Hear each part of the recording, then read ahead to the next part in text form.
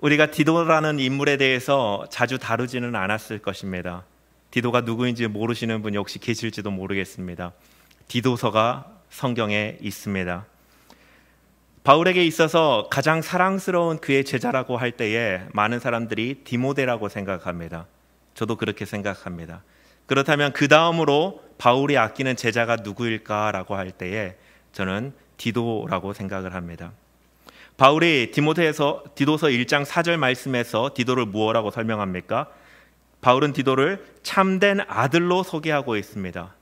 그리고 또 고린도후서 8장 23절에 보면은 디도로 말하면 나의 동료요 너희를 위한 나의 동역자요 우리의 형제들로 말하면 여러 교회의 사자들이요 그리스도의 영광이라 라고 하고 있는데, 디도는 바울이 자신이 가지 못하고 또 자신이 더 오래 함께하지 못하여서 목양하지 못하는 사람을, 그 대상들을, 그 교회를 맡길 정도로 신뢰하고 동역자요 또 그 모든 일을 함께 나눌 수 있는 가장 사랑하는 제자 중에 한 명이다라고 소개하고 있는 것입니다. 바울은 디도를 대단히 신뢰한 것 같습니다. 특히 디도에게는 위기 상황 능력 가운데 중재하는 것과 또 사람을, 또 위기 상황 가운데 있었던 그 교회를 하나님의 뜻 가운데로 세우는 그런 탁월한 리더십이 있었던 것 같습니다. 바울이 아시아를 떠날 때 고린도 교회로 파송하죠. 그 교회에 남아있던 혹시 문제가 있다면 해결하고 또 다시 문제에 빠지지 않도록 그 교회를 붙들어 달라고 디도를 의탁하여서 보냈던 것을 우리는 기억할 것입니다. 디도는 탁월한 리더십을 가지고 있었던 사람이고 개인적으로는 바울의 사랑스러운 아들과 같고 사랑하는 제자와 같은 그런 사람이었습니다. 오늘 이 디도서의 배경은 그레데 섬이라고 하는 장소적인 배경이 있습니다. 헬라 문화권에 속해 있는 이 섬, 지중해에서 네 번째로 큰 섬입니다. 디도서 1장 12절 말씀을 보면 이 그레데 사람들의 특징에 대해서 이렇게 설명되고 있습니다. 그레데인 중에 어떤 선지자가 말하되 그레데인들은 항상 거짓말쟁이며 악한 짐승이며 배만 위하는 게으름뱅이라 하니 라고 설명하고 있습니다. 방자한 삶의 모습, 돈을 사랑하는 그런 모습들이 그레데 사람들의 삶의 모습에 가득했었다라고 하는 것이죠. 이런 특징들을 볼 때 저는 항상 떠오르는 말씀이 있습니다. 우리 다 같이 한번 읽어봤으면 좋겠는데요. 요한일서 말씀입니다. 요한일서 2장 16절 말씀 함께 읽겠습니다. 이는 세상에 있는 모든 것이 육신의 정욕과 안목의 정욕과 이생의 자랑이니 다 아버지께로부터 온 것이 아니요 세상으로부터 온 것이라. 그레데 사람들의 특징을 한마디로 말하면, 사실 이 요한일서의 말씀은 그레데 사람을 지칭하여서 해주신 말씀은 아니지만 본능에 충실한, 감각에 충실한, 그리고 억센 특징을 가지고 있었다, 이렇게 생각을 할 수 있습니다. 그도 그럴 것이 헬라 영향권에 있는 나라들은 한결같이 타락한 문화를 가지고 있습니다. 그리고 섬나라였습니다. 타락한 문화와 섬나라가 만났으니 더 이상 말할 것이 없겠죠. 얼마나 억세고 본능과 욕망에 충실한 삶을 살았겠습니까? 이 그레데 섬 하면은 배경적으로 성경에서는 많이 등장하지 않습니다. 초대교회 역사 속에서 오순절 다락방 사건이 있었던 사도행전 2장에 그레데 사람 거기에서 나오고 있고, 또 사도행전 27장에 그 유라굴라 광풍 만나는 사건 바로 전에 그레데 지역을 지나간 것으로 우리가 그레데 지역을 만나볼 수 있고, 또 오늘 이 디도서에서 그레데의 배경으로 이렇게 쓰여졌기 때문에 그레데 지역에 대해서 우리가 접할 수 있습니다. 바울이 로마로 압송되는 그 사도행전 27장 배경에서 바울은 이 그레데를 지나갔을 것입니다. 어쩌면 지나가는 그때에 예수 그리스도를 증거했을 수도 있죠. 또 전승에 따르면 1차 수감 이후에 풀려났을 때에 여기저기 돌아다니면서 복음을 전했을 텐데 그 중에 한 지역이 그레데일 것이다 라고 전승으로 내려오고 있습니다. 이때 전했든지 저때 전했든지 바울은 어느 곳에서든지 예수 그리스도를 증거하던 사람이었습니다. 그레데를 지나갔다면 그것도 예수님을 증거했을 거고 복음의 열매를 맺었을 것이죠. 그러나 그 시간이 충분하지 않았기 때문에 누군가를 파송하여서 그곳에 믿음으로 견고히 설 수 있도록 양육해 줘야 되는 것이 필요했을 텐데, 그때 파송한 사람이 바로 디도이고 이 디도서는 그 디도에게 어떻게 양육할 것인지에 대해서 제시해주고 권면하고 있는 그런 서신입니다. 디도서에는 분명한 목표가 나와 있습니다. 1장 5절을 보면 그레데 섬에 남아서 장로를 세우는 일을 하게 하려는 목표를 가지고 있습니다. 그리고 또 1장 13절 말씀을 보면 장로를 왜 세우는가? 믿음을 온전하게 하는데 목적이 있다라고 하는 사실을 우리가 알 수 있습니다. 이런 것들을 위해서 바울은 2장 1절부터 이렇게 권면하죠. 바른 교훈에 합당한 것을 가르치고 행하라라고 말이죠. 바른 교훈을 말하게 함으로 사람들을 권면하고 믿음으로 세우라라고 합니다. 오늘 본문의 바로 앞에 2절부터 10절까지의 말씀은 5종류의 부류에게 바른 교훈을 어떤 주안점을 가지고 설명해야 될지, 권면해야 될지를 교훈해주고 있습니다. 2절에서는 늙은 남자들에게 어떻게 바른 교훈을 말할 것인가, 3절에서는 늙은 여자와 또 4절에서는 젊은 여자, 6절에서는 젊은 남자, 그리고 9절에서는 종들을 향하여서 어떻게 바른 교훈을 이야기할 수 있을 것인가에 대해서 바울이 제시해주고 또 권면하고 있는 모습을 살펴볼 수 있습니다. 그리고 오늘 본문에서는 그렇다면 그 바른 교훈이 무엇인가, 그리고 그 목적이 무엇인가를 설명해주고 있는 것이 바로 오늘 본문에 있는 말씀입니다. 오늘 디도서 2장 11절부터 14절 말씀을 통하여서 우리가 바른 교훈을 붙잡아야 될 텐데 그것이 무엇이며 그것의 목표가 어디인지를 다시 한번 점검하고 그것에 우리의 삶을 맞추고 하나님 앞에 함께 결단하는 이 밤이 되기를 원합니다. 먼저 바른 교훈이 무엇입니까? 11절 말씀, 본문의 11절 말씀을 함께 읽겠습니다.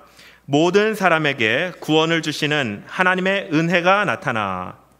하나님의 은혜가 우리에게 나타났다는 것이 바로 바른 교훈의 시작점입니다.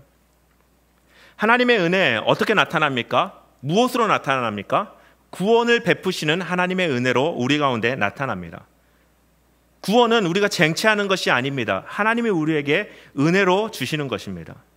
그리고 구원에는 모든 사람에게 나타났다라고, 모든 사람에게 주시는 하나님의 은혜라고 말씀해주고 있습니다. 어떤 사람에게는 율법으로 구원을 주시고 어떤 사람에게는 은혜로 구원을 주시는 것이 아닙니다. 모든 사람에게 하나님의 은혜가 임할 때에 바로 하나님의 은혜 가운데 주시는 구원이 임하는 줄로 믿습니다. 우리는 구약에서 이스라엘 백성은 율법으로 말미암아 구원 얻었다라고 생각할 수 있습니다. 그 율법을 주시는 분도 하나님이요, 그 모든 것이 하나님의 은혜 없이는 조금도 이루어질 수 없는 것입니다. 율법으로 구원이 이루어지지 않습니다. 하나님의 은혜로 구원이 주어진 것입니다. 하나님의 은혜, 구원의 하나님의 은혜는 차별이 없지요. 로마서 10장 11에서 13절 말씀 우리 함께 읽어보겠습니다. 성경에 이르되 누구든지 그를 믿는 자는 부끄러움을 당하지 아니하리니 유대인이나 헬라인이나 차별이 없음이라. 한 분이신 주께서 모든 사람의 주가 되사 그를 부르는 모든 사람에게 부요하시도다. 누구든지 주의 이름을 부르는 자는 구원을 받으리라. 아멘. 구원의 은혜를 베푸시는 하나님의 은혜는 차별이 있습니까? 없습니까? 없습니다. 신분에 따라 주어지는 것도 아니었고 능력에 따라 주어지는 것도 아니었고 민족에 따라 주어지는 것도 아닙니다. 저에게는 세 자녀가 있습니다. 눈에 따라 어떨 때는 첫째가, 어떨 때는 둘째가, 어떨 때는 셋째가 이뻐 보입니다. 사람의 시각은 그렇습니다. 그래서 우리는 생각합니다. 하나님 보시기에 이 정도면 구원하실 만하겠지라고 생각합니다. 머리로는 알고 있지만 우리의 마음으로는 전혀 그렇지 않습니다. 내가 구원받을 만한 합당한 자격이 있다라고 생각하는 것이 우리의 본성입니다. 그 누구도 여기서 자유롭지 않습니다. 그러나 주님은 분명하게 말씀하십니다. 모든 사람에게 부어주시는 하나님의 구원의 은혜는 동일하다라고 말이죠. 마찬가지로 하나님의 은혜가 우리 모든 사람에게 차별이 없듯이 구원받은 후에 나타나는 하나님의 은혜도 차별이 없습니다. 갈라디아서 3장 26절부터 28절 말씀을 다 같이 한 목소리로 읽겠습니다. 너희가 다 믿음으로 말미암아 그리스도 예수 안에서 하나님의 아들이 되었으니 누구든지 그리스도와 합하기 위하여 세례를 받은 자는 그리스도로 옷 입었느니라. 너희는 유대인이나 헬라인이나 종이나 자유인이나 남자나 여자나 다 그리스도 예수 안에서 하나이니라. 아멘. 예수 그리스도 안에서 구원받는 우리 각자에게 주시는 하나님의 은혜 역시 차별이 있습니까? 없습니까? 없습니다. 나는 나 스스로 보기에 조금 초라하고 죄를 많이 짓는 것 같은 마음이 있습니까? 그럼에도 불구하고 그 사람에게 베푸시는 하나님의 은혜는 차별이 없다라고 하는 것입니다. 사단은 이 점을 들고 우리를 조소할 것입니다. 그러나 속지 마십시오. 진리가 아닙니다. 하나님의 은혜는 구원받기 전에도 차별이 없으셨고 구원받은 이후에 그 백성에게 주시는 은혜 또한 차별이 없는 하나님의 은혜입니다. 이 은혜가 모든 사람에게 나타났습니다. 하나님의 구원의 은혜가 어떻게 우리에게 나타납니까? 11절 말씀을 다시 한번 보면은 모든 사람에게 구원을 주시는 하나님의 은혜가 나타나라고 하고 있는데, 이 나타나다라고 하는 단어, 에피파이노라고 하는 단어는 해가 떠올라서 비춰주는 모습을 그리는 동사입니다. 해가 떠올라서 해가 비춰서 어두움을 밝히고 추웠던 그 밤을 따뜻하게 녹이는 그 장면을 묘사하고 있는 단어가 바로 나타나라고 하는 동사에 해당하는 의미입니다. 저녁이 되었다가 새벽이 되어 동이 트면 어떠한 일이 일어납니까? 새벽기도 오시느라고 잘 모르시죠? 정말 생명이 움터나는 것 같습니다. 저는 개인적으로 산책하는 걸 좋아하지는 않습니다. 가만히 있는 거를 좋아합니다. 건강에 좋지 않겠지요? 그런데 아침에 한 번씩 산책을 하고 자전거를 타면서 저는 운동을 하는데요, 플레엄을 맞고 저녁에 맞는 것과 냄새가 다르더라고요. 이슬이 내려있는 그 플레엄이 다르더라고요. 자연을 잘 모르는 저도 그 아침에 이게 생명이 움트는 거구나 라는 것들을 한 번씩 느껴보곤 합니다. 저녁이 되고 아침이 되어서 해가 일어나서 빛을 비출 때에 흑암이 밝아지고 잠자있던 것들이 깨어나고 죽어있던 것들에 마치 봄과 같이 생명이 움터는 것들을 우리가 경험할 수 있는데, 바로 주님의 은혜가 나타나라고 하는 이 단어에 이런 의미가 있다는 것입니다. 하나님의 은혜가 나타날 때에 우리에게 빛을 비춰주시는데 죽어있던 우리의 심령이 다시 생명이 돋아나는 그런 은혜가 일어난다라고 하는 것입니다. 해가 떠오르면 또 어떻게 됩니까? 해가 떠오를 때 어느 한 곳만 비추는 것을 보셨습니까? 우리가 지난 5월 달에 세드 성함 예배 때 이렇게 예쁜 조명을 가지고 스포트라이트라고 합니다. 딱 한쪽만 딱 이렇게 비춰주니까 얼마나 집중이 되었습니까? 해가 떠오를 때 그렇게 빛을 비춥니까? 그렇지 않습니다. 온 세상을 비춥니다. 어디에서나 해가 떠오르는 것을 볼 수 있습니다. 하나님의 은혜가 그러합니다. 하나님의 은혜가 나타날 때에 비추지 못할 것이 없습니다. 어느 곳에 있어도 모든 사람에게 임하는 하나님의 은혜는 정확한 하나님의 생명의 풍성하심을 드러내기에 부족함이 없이 비춰주신다라고 하는 것입니다. 말라기 4장 2절 말씀이죠. 내 이름을 경외하는 너희에게 공의로운 해가 떠올라서 치려는 광선을 비추리니 너희가 나가서 외양간에 나온 송아지 같이 뛰리라. 하나님의 은혜의 주체가 누구입니까? 하나님이 스스로를 비춰주신다라고 하는 것입니다. 하나님이 우리에게 은혜를 베푸신다는 것은 하나님이 우리에게 다가와 주시고 하나님 자신을 우리에게 주심을 의미하고 있습니다. 비추다라는 것에 한 가지 특징이 더 있습니다. 위치마다 느끼는 온도와 밝기가 다릅니다. 위도에 따라서 다르죠. 적도에서는 조금 더 밝고 따뜻한 온기가 느껴질 것이고, 더 멀리에 있는 북극에서는 조금 더 덜 밝고 덜 따뜻한 온기가 느껴집니다. 어느 곳에서나 빛을 누리고 볼 수 있지만 느껴지는 온기와 밝기가 다르다라고 하는 것입니다. 저는 이 해가 떠오른 것과 같이 하나님의 은혜가 비춰진다라고 하는 이 묘사를 보고 모든 사람에게 비치는 하나님의 은혜구나. 공평하신 하나님, 차별이 없으신 하나님, 그 부요하심으로 비춰주시구나. 이러한 특징을 발견하고, 또 하나는 하나님의 때에 따라 맞춰서 비춰주시는구나라는 것을 발견해 봅니다. 모든 사람에게 비추되 모든 사람에게 밝고 뜨거운 것이 아니라 어떤 사람에게는 아직은 연약한, 아직은 미지근하게 느껴질 수 있는 빛을 비춰주시고, 때가 이름에, 하나님의 때가 이름에 구원의 하나님의 은혜가 임한다라는 것을 발견해 봅니다.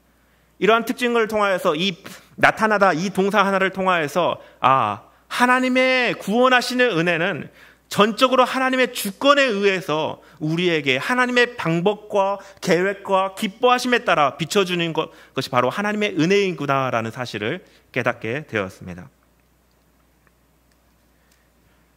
이 하나님의 은혜가 나타날 때에 어떻게 되죠? 12절 말씀은 이렇게 시작하죠. 우리를 양육하시되라고 합니다. 양육하시되. 파이데오라고 하는 이 단어가 사용되는데요, 이건 다 가르치다입니다. 가르치다. 양육하다, 가르치다. 이 일을 누가 하죠? 부모가 합니다. 부모가 자녀를 가르칠 때 쓰는 말이 이 양육하다, 가르치다라고 하는 이 단어입니다. 하나님의 은혜가 나타나서 우리에게 구원을 베푸시는데요, 그것으로 끝나지 않습니다. 우리에게 구원을 받은 우리에게 계속해서 가르치세요. 양육하세요. 우리가 구원에 대해서 하나님의 은혜라고 생각합니다. 그러나 거기서 끝나지 않아요. 하나님의 은혜는 거기서 끝나지 않고 하나님의 그리스도의 장성한 분량까지 자라도록 우리를 끊임없이 가르치시고 양육하신다라고 하는 것입니다. 부모가 자녀에게 무엇을 가르쳐 줍니까? 아빠, 엄마 이 단어만 가르쳐 줍니까? 삶의 모든 것을 가르쳐 줍니다. 저는 아직도 아버지나 어머님께 이것저것을 여쭤봅니다. 아직 세상을 잘 모르기 때문에 그렇습니다. 제가 결혼하고 건강보험료를 내야 되는데 이제 분가했으니까 내야 되지 않습니까? 어머니가 물어보셨습니다. 너가 낼 능력이 될까? 라고 하셨습니다. 저는 1년에 한 번 내는 줄 알았습니다. 그래서 제가 이제 내가 내야죠 이렇게 당당하게 말씀을 드렸는데 12번 내는 거였습니다. 많이 후회했습니다. 근데 지금은 좀 떳떳합니다. 아직도 모르는 것이 있어서 부모님께 여쭤봅니다. 양육하다, 가르치다는요, 어느 하나가 국한된 게 아닙니다. 모든 영역이에요. 주님께서 우리에게 베푸시는 구원의 은혜는요, 구원받은 우리에게 모든 영역에 있어서 그리스도의 장성한 분량에 이르도록 끊임없이 우리를 책임지고 가르치시는데 그것이 바로 하나님의 은혜다라고 하는 것입니다. 엄마가 지극정성으로 아이의 미래를 생각해서 엄선된 재료, 유기농 재료로 유아식을 만들고 아이들의 밥을 만들어서 지어 먹이려고 합니다. 근데 아이가 잘 먹지 않습니다. 맛이 없죠. 맛있는 간식에 입맛 들여져서 간식만 먹다 보니 밥은 자극적이지 않아서 입에 대지 않습니다. 안타깝지 않습니까? 저희 집에도 이런 일이 자주 있습니다. 부모의 입장으로 볼 때 얼마나 안타깝습니까? 마찬가지입니다. 하나님께서 엄선된 것들로 구원받은 우리에게 양육하고 가르치시기 위해서 채워주시는데 그 상에서 그걸 받아먹지 않고 자라지 않으면 얼마나 안타까운 현실이 일어납니까? 아이가 과자만 먹고 살면 어떻게 되는지 아십니까? 아토피가 쉽게 발생하고 몸이 자라지 않고 건강도 바르지 않습니다. 우리가 주님이 주시는 정말 엄선된 것으로 우리를 먹이실진데, 인도하실진데 그것을 받아먹지 않으면 어떻게 될까요? 구원받았다라고 말하면서 생명의 풍성한 삶을 누리지 못하는, 살아있다라고 말하나 죽어있는 자와 같은 삶을 살게 됩니다. 주일의 변화의 능력에 대해서도 보았습니다. 삶의 변화에 대해서 보았습니다. 주님이 베푸시는 그 은혜를 붙잡지 않는 사람은 구원받았다라고 고백할지 모르겠습니다만 삶의 변화가 절대 일어날 수가 없습니다. 하나님의 은혜, 우리에게 양육하시기 위해서 가르치시고 끊임없이 베풀어 주시는데 오늘 12절과 13절 말씀 가운데서는 이것에 대해서 현재와 과거와 현재와 미래로 구분지어서 설명해 주고 계십니다. 먼저 12절에는 과거에 대해서 이렇게 말씀하시죠. 경건하지 않은 것과 이 세상 정욕을 다 버리고 라고 말씀하고 있습니다. 하나님의 은혜가 우리를 가르치시고 양육하시는데 우리의 과거의 문제에 대해서 가만히 두지 않으십니다. 덮어주시면서 거부하고 그것을 단념하고 거절하도록 우리를 인도하십니다. 하나님의 은혜가 있기 때문에 우리가 단념할 수 있는 것입니다.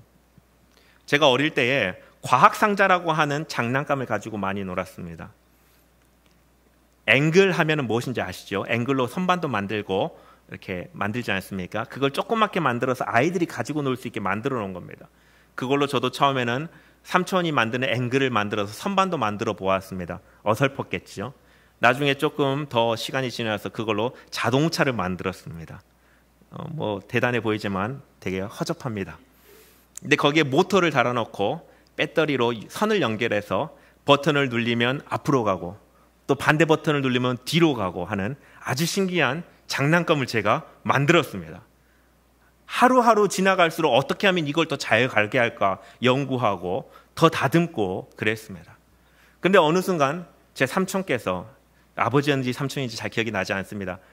리모트 컨트롤 카, RC카라고 하는 무선 조종 자동차를 사주셨습니다. 기가 막히죠. 제가 만든 거는 제가 만든 창작품이었지만 유선이었는데 그건 무선이었습니다. 좌우 조절도 됩니다. 너무나 좋았습니다. 제가 그 후로 제가 만든 그 과학상자 가지고 만들었던 장난감을 가지고 놀았을까요? 안 가지고 놀았을까요? 거들떠 보지도 않았습니다. 재미가 하나도 없었습니다. 하나님의 은혜가 바로 그런 겁니다. 과거를요, 우리가 거부하고 과거를 단념하는 행위를 하게 될진데 동기가 있습니다. 하나님의 주시는 은혜가 있기 때문에 단념하고 거부할 수 있게 되는 겁니다. 노라고 이야기할 수 있는 근거가 하나님의 은혜입니다. 의지가 아니에요. 공부를 하면서 저는 가장 어려웠던 것이 바로 노였습니다. 운동하는 걸 좋아해서 누가 축구하자 그러면 쫄쫄쫄쫄 쫓아나가고 엉덩이가 의자에 잘 붙어있지 않는 학생이었었습니다. 성적이 좋았을까요? 아니요. 집중력이 그만큼 흐트러졌기 때문에 성적도 잘 나오지 않았습니다. 천성적으로 탁월한 공부 잘하는 두뇌가 있을지 모르겠습니다만 일상적으로 의자에 오래 앉아있고 집중하는 학생이 더 좋은 성적을 얻기 마련입니다. 노라고 이야기하고 집중하는 그 삶에 진보가 있고 좋은 성적이 있다라고 하는 것이죠. 노라고 대답하는 것은 그만큼 쉬운 일이 아닙니다. 우리의 과거에 익숙했던 우리의 삶의 모습, 오늘 본문의 말씀에서는 경건하지 않은 것과 세상의 정욕을 버리는 것은요, 쉬운 일이 아닙니다. 이 하나님의 은혜를 경험했지만 우리가 끊임없이 하나님의 은혜 아래만 사는 것이 아니라 일상생활에서 쉽게 하나님의 은혜를 놓쳐버리기 때문에 그렇습니다. 이때 필요한 것이 이제 의지가 필요하겠죠. 하나님의 은혜를 붙들려고 하는 의지가 필요합니다. 그럴 때 우리의 입에서 노가 나오게 됩니다. 하나님의 은혜를 붙들려고 하는 그 의지 가운데 노를 뱉는 것, 그것이 바로 하나님의 은혜가 우리에게 가르쳐 주시는, 그러므로 십자가에 합당한 삶을 살아가는 첫 번째 인도하심이라고 하는 것이죠. 우리의 과거의 삶의 모습에는 이러한 것들로 나타나고 현재에는 어떻게 나타나죠? 12절 말씀을 계속 보면 신중함과 의로움과 경건함으로 이 세상에서 살게 된다라는 것을 말씀해 주고 있습니다. 신중함은 자기 스스로에게 적용되는 것입니다. 신중은 다른 데 적용되는 게 아니라 나 스스로에게 적용됩니다. 무엇에 신중합니까? 신중함은 조심스러움을 나타냅니다. 내가 다시 옛 습관에 빠지게 될까 봐, 내가 노라고 했던 그 옛 습관에 빠지게 될까 봐, 정욕에 따랐던 나의 삶의 모습에 다시 돌아갈까 봐 조심스러워하고, 그렇다면 무엇이 하나님이 기뻐하시는 것인지 나 스스로에게 점검하고 하나님의 말씀의 기준을 삼는 것이 바로 이 신중함입니다. 하나님의 은혜가 우리를 가르치시고 인도하시고 양육하시는데 우리 스스로에게 신중할 수 있도록 도와주셔서 무엇이 하나님의 말씀에 따라 사는 것인지 깨닫게 해주시는 것이죠. 이 신중함에는 따라오는 단어가 하나가 있습니다. 철저함입니다. 대강대강, 주님은 우리를 대강대강 다루시지 않습니다. 거룩하게 하시되 철저하게 거룩하게 하십니다. 모든 더러운 것과 모든 정욕에 따랐던 모든 습관들에 대해서 철저하게 뒤돌아설 수 있도록 인도하십니다. 하나님이 우리를 인도하실 때에 우리 스스로에게 신중함으로 하나님의 인도하심을 구할 때에 우리가 하나님의 은혜 가운데 주님을 더 닮아가게 된다라고 하는 것이죠. 두 번째는 의로움입니다. 의로움이라는 것은 관계 안에서 적용되는 단어입니다. 의롭다라고 하는 것은 항상 관계성이 있습니다. 하나님의 은혜가 어떻게 우리를 가르치십니까? 관계 안에서 하나님의 의로우심을 드러내게 되어 있습니다. 그리스도인의 삶의 모습에는 이런 소리를 꼭 들어야 됩니다. 여러분 일상생활에서 이런 소리를 꼭 들으셔야 됩니다. 당신 교회 다니시죠?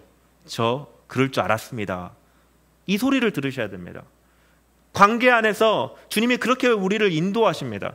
주님의 음성에 귀 기울일 때에 우리의 말과 생각과 관계 안에 드러내는 모든 태도들을 인하여서 주님께서 우리를 양육하고 가르치시고 기르십니다. 그 음성을 쫓아갈 때에 우리는 관계 안에서 하나님의 의로우심을 드러내게 되어 있습니다. 마지막은 경건함입니다. 경건함은 하나님과 관련되어 있는 관계적인 태도입니다. 신중함은 개인의 영역에서, 의로움은 관계적인 영역에서, 이거를 통하여서 하나님 앞에 우리가 경건하게 살아갈 수 있도록 하나님께서 구원받은 우리에게 하나님의 은혜를 끊임없이 부어주시고 양육하시고 가르치신다라고 우리에게 권면해주고 있습니다. 마지막으로 미래는 어떻게 나타납니까? 우리 13절 말씀을 다 함께 읽겠습니다.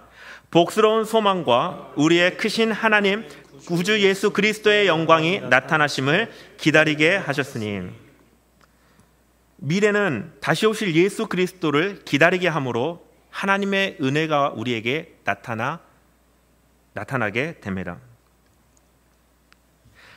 예수 그리스도가 다시 오신다는 것이 우리의 인생의 유일한 소망이 되기를 주님의 이름으로 축원드립니다. 우리가 어떻게 구원받았습니까? 예수 그리스도 없이 우리의 구원은 성립할 수가 없습니다. 시작할 수조차도 없습니다. 그 주님께서 다시 오심은 구원의 완성입니다. 그렇기 때문에 우리 구원받은 우리는 하나님의 백성으로, 예수님의 제자로 주님의 다시 오심을 사모해야 됩니다. 우리의 소원은 통일이 아니고, 우리의 소원은 자녀가 잘 사는 것이 아니고, 우리의 소원이 있다면 주님이 다시 오시는 것입니다.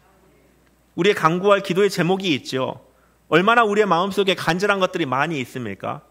아직 시집장가 가지 않은 우리의 자녀들이 있어서 홍기가 지나가는데 얼마나 애가 탑니까? 그러나 그것보다 더 소중한 우리의 소원이 있는데, 그것은 예수님이 다시 오시는 것입니다. 주님이 이 땅에 첫 번째 오셨을 때와 대조되죠. 우리의 영혼을 구원하시기 위해 이 땅에 오셨지만, 다시 오신 그 주님은 우리의 영혼뿐 아니라 육신과 전인을 구원하십니다. 처음에 주님께서 이 땅에 오셨을 때 우리의 개인을 구원하셨지만, 다시 오실 때는 하나님의 나라 공동체를, 하나님의 교회를, 우주적인 교회를 주님의 나라로 인도해 가십니다. 주님이 처음에 오셨을 때에는 나무에 달리셨지만, 주님이 다시 오실 때에는 보좌에 앉으셔서 온 우주의 심판자로, 통치자로 오신다라고 하는 것이죠. 주님이 처음 오셨을 때는 겸손의 왕이셨지만, 다시 오실 때는 영광의 왕으로 우리 가운데 오실 것입니다. 그렇기 때문에 하나님의 은혜가 우리에게 부어질 때 우리의 심령 가운데 미래를 향하여서 주님이 오실 것을 소망하게 되고, 그것을 준비하는 삶을 현재적으로 살게 인도하신다, 가르치신다, 양육하신다라고 하는 말씀입니다. 구원을 베푸시는 하나님의 은혜가 모든 사람에게 나타나며 어떻게 양육하시는지를 살펴보았습니다. 근데 말씀이 거기서 끝나지 않죠. 하나님의 은혜가 어떻게 우리에게 실제적으로 나타납니까? 우리 14절 말씀을 함께 읽겠습니다. 그가 우리를 대신하여 자신을 주심은 모든 불법에서 우리를 속량하시고 우리를 깨끗하게 하사 선한 일을 열심히 하는 자기 백성이 되게 하려 하심이니라. 아멘. 예수 그리스도는 우리를 향하여서, 우리를 위하여서 자기의 몸을 내어주셨습니다. 근데 내어주심의 목적이 있습니다. 우리는 생각하기로 주님이 나의 죄를 대속하기 위해서 십자가에 자기의 목숨을 내어주셨다라고 생각합니다. 틀린 말은 아닙니다만 그것만 붙들고 있으면 안 됩니다. 하나님의 은혜가 우리를 구원하시기 위해 나타난 것만 아니라 구원받은 우리에게도 나타났듯이, 주님이 내어주심은 우리를 구원하시기 위해서 내어주심으로 끝나지 않고 그 뒤에 무언가가 더 있다라고 하는 것입니다. 오늘 본문 14절 말씀은 그것에 대해서 설명해 줍니다. 먼저 예수님께서 자신을 내어주시며 하나님의 은혜가 우리에게 나타나고 양육하게 하신 목적에 대해서 우리를 그의 백성 삼으시기 위해서라고 말씀해주고 있습니다. 14절에서 우리를 깨끗하게 하시고 그의 사랑의 나라로 옮기셨다는 것을 말씀해주고 있습니다. 우리를 구원해 주셨다라고 하는 것이죠. 먼저 주님께서 우리를 위해서 자신을 내어주셨다는 목적은 우리가 잘 알고 있듯이 우리의 죄를 위한 대속의 제물로서 자신을 내어주심입니다. 그것을 통하여서 우리가 어떻게 되었습니까? 하나님의 자녀가 되었고 백성이 된 것입니다. 골로새서 1장 13절과 14절에는 이것에 대해서 말씀해주고 있습니다. 그가 우리를 흑암의 권세에서 건져내사 사랑의 아들의 나라로 옮기셨다라고, 그 안에서 우리가 속죄함, 죄사함을 얻었다라고 말씀해주고 있습니다. 주님이 우리를 위해서 자신을 내어주심으로 죄사함을 받게 되었고, 흑암의 권세 아래 종이었던 우리가 하나님의 나라의, 사랑의 아들의 나라의 자녀, 백성이 되었다라고 말씀해주고 있습니다. 이것이 주님이 우리를 위해서 자신을 내어주신 첫 번째 목적입니다. 근데 거기서 끝나지 않는다라고 그랬죠. 두 번째는 오늘 말씀의 결론이 바로 두 번째 목적입니다. 선한 일을 위하여 열심히 하게 하기 위한 목적이 있다라고 하는 것이죠. 주님이 구원하신 목적이 있어요. 단순히 우리의 죄를 용서하시기 위해서 자기를 내어주시는 것으로 끝난 것이 아니라 우리를 구원하셔서 하나님 나라의 백성 삼아주시고 그 백성으로 하여금 무엇을 하게 하기 위해서요? 선한 일을 하기 위해서입니다. 그래서 구원받은 사람들이 전과 같이 마음대로 살아가는 이 구원파적인 신앙은 바른 신앙이 아닙니다. 잘못됐습니다. 구원받은 사람은 구원에 합당한 삶을 살아야 됩니다. 철저하게 구원에 합당한 삶을 사는 것이 예수 그리스도의 내어주심에 합당한, 십자가에 자기를 내어주심에 합당한 그 은혜를 아는 사람들의 삶의 모습이다라고 하는 것이죠. 이것에 대해서 오늘 우리가 함께 살펴본 말씀을 가지고 적용을 해보면 우리가 12절에 살펴보았던 것과 같이 신중함과 의로움과 경건함, 이 세 가지로 적용을 해볼 수 있을 것입니다. 개인적 차원에서 우리는 먼저 신중해야 되겠죠. 노라고 말해야 됩니다. 무엇을 노라고 말한다 그랬죠? 우리가 전에 경건하지 않은 것과 이 세상의 정욕을 위해서 썼던 그 모든 것에 노라고 해야 됩니다. 단순하게 그 대상에 대해서 노라고 하는 것이 아닙니다. 이제 우리는 그것이 어떠한 의미를 가지고 있는지를 압니다. 우리가 더욱더 주님 앞에 경건하게 나아가지 못하게 막는 것들이 바로 경건하지 못한 것들입니다. 우리가 노라고 말할 때에 지향해야 되는 방향이 있습니다. 하나님을 향한 방향입니다. 우리가 감사 노트를 쓰고 성경 일독을 하고 태신자를 위해서 기도할 때에 무엇이 가장 큰 걸림돌이 됩니까? 우리의 믿음 없음이 걸림돌이 될 수도 있습니다. 게으름이 걸림돌이 될 수도 있습니다. 감사 노트를 쓰려고만 하면은 드라마가 시작하지요. 스포츠 뉴스가 시작하고, 이제 여름이어서 야구를 좋아하시는 분은 경건의 훈련을 하고 싶은 마음이 있음에도 불구하고 이상하게 리모컨으로 손이 가는 자신을 발견할지도 모릅니다. 노라고 해야 됩니다. 예수 그리스도가 무엇을 위해서 자신을 내어줬는지 살펴볼 때 우리는 노라고 말하는 것이 어렵지 않음을 쉽게 깨달을 수 있습니다. 또 두 번째는 관계적인 차원에서 선한 일을 위하여서 우리가 스스로에게 적용해 보아야 됩니다. 의로움을 어떻게 드러냅니까? 우리의 관계 안에 나타나는 우리의 언어를 살펴보십시오. 우리의 생각을 살펴보십시오. 우리의 태도를 살펴보십시오. 주님의 마음입니까? 주님의 사랑입니까? 그리고 그 사람을 주님께로 세우고자 하는 마음이 그 안에 있습니까? 예수님께서 우리를 구원하시고 구원받은 우리에게 은혜를 베푸신 이유는 우리로 하여금, 구원받은 우리로 하여금 하나님의 의로우심을 우리의 관계 안에 드러내게 하시는 목적이 있습니다. 우리가 아침마다 이 하루를 위해서 기도하고 시작을 하기도 합니다. 그러나 얼마나 우리의 삶 속에서 주님을 잊어버리고 내 생각대로, 내 마음대로, 내 버릇과 같이 생각하고 입술로 고백하고 그런 태도로 관계하는 모습이 있습니까? 우리가 예수 그리스도 그 내어주심의 은혜를 생각할 때에 돌이켰으면 좋겠습니다. 이 밤에 결단하고, 하나님, 내가 이 영역에서만큼은, 내가 이 입버릇만큼은, 내가 어떤 사람을 향한, 내 친구를 향한 이런 마음만큼은 돌이키고 싶습니다. 주님께 은혜를 구하는 이 저녁이 됐으면 좋겠습니다. 마지막으로 하나님을 향한 경건함입니다. 경건함은 영어로는 godly입니다. 하나님과 같이 사는 것입니다. 하나님과 동행하는 것입니다. 오늘 직장에서 하나님과 같이 사셨습니까? 하나님과 동행하셨습니까? 다시 오실 예수 그리스도를 준비하는 하루의 삶이셨습니까? 과연 오늘의 삶이 예수 그리스도의 십자가에 내어주신 그 무게에 합당한 삶이었습니까? 우리가 이 저녁에 다시 한번 주님께 은혜를 구했으면 좋겠습니다. 주님은 우리의 연약함을 아십니다. 그리고 은혜를 구할 때 우리에게 은혜를 베푸시는 주님이십니다. 말씀을 정리하겠습니다. 바른 교훈은 구원받은 우리가 구원에 합당한 삶을 살 수 있도록 인도하시는 교훈입니다. 하나님 나라 백성으로 살 수 있도록 인도하는 교훈입니다. 과거를 돌이켜 개인적 차원에서 신중함과 관계적 측면에서의 의로움과 하나님 관계 안에서의 경건함으로 인도하시는 하나님의 은혜가, 구원을 베푸셨던 그 하나님의 은혜가 여전히 우리에게 가득 임하시기를 주님의 이름으로 축원드립니다.